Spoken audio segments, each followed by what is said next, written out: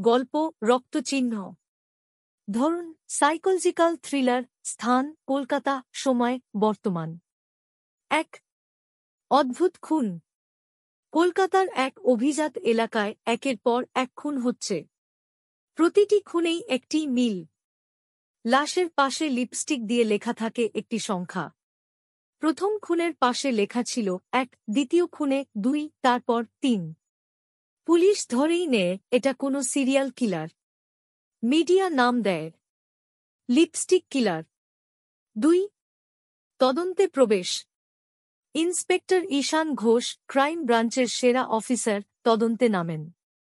তার মনে প্রশ্ন, এই সংখ্যা কি বোঝায়? কেন প্রতিটি খুনে নির্দিষ্টভাবে লিপস্টিক ব্যবহার? কোথায় গিয়ে থামবে এই সংখ্যা? তদন্তে জানা যায়, প্রত্যেক ভিকটিমই ছিল একসময় একটি মানসিক রোগী পুনর্বাসন কেন্দ্র, শান্তিনিকেতন ক্লিনিক এর প্রাক্তন চিকিৎসক বা নার্স। ৩ আতঙ্কের ছায়া। ঈশান ক্লিনিকের পুরনো রেকর্ড ঘেঁটে খুঁজে পান এক ভয়াবহ নাম, সৃজনী মৈত্র। বয়স এখন ২৬।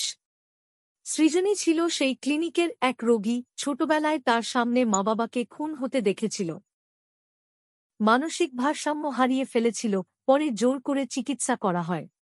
ক্লিনিকের ভেতরে নাকি তার ওপর বিদ্যুৎ চিকিৎসা, বাঁধা ও নিগ্রহ চালানো হয়েছিল। সে একদিন নিখোঁজ হয়, কেউ ভাবে সে আত্মহত্যা করেছে।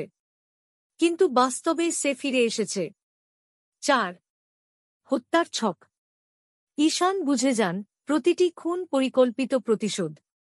সৃজনী কেবল খুন করছে না, সে প্রতিটি সংখ্যার মাধ্যমে কাউন্টডাউন করছে একটি বিশেষ ব্যক্তির জন্য।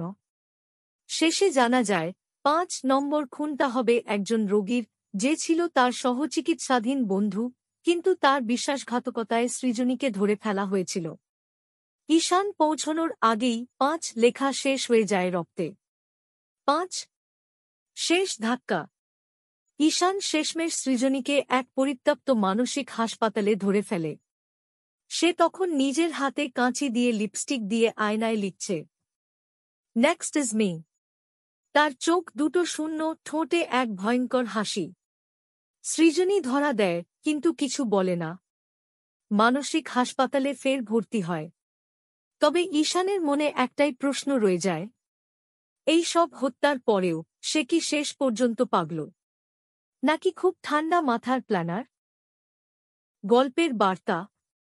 অনেক সময় মানসিক রোগী বলেই আমরা কাউকে অবহেলা করি, কিন্তু তারা যদি ভেঙে পড়ে, সমাজকেও ভেঙে ফেলতে পারে। সবচেয়ে ভয়ঙ্কর খুনি সেই, যে নিজের মধ্যেই ন্যায়োন্যায় বিচার বানিয়ে নেয়।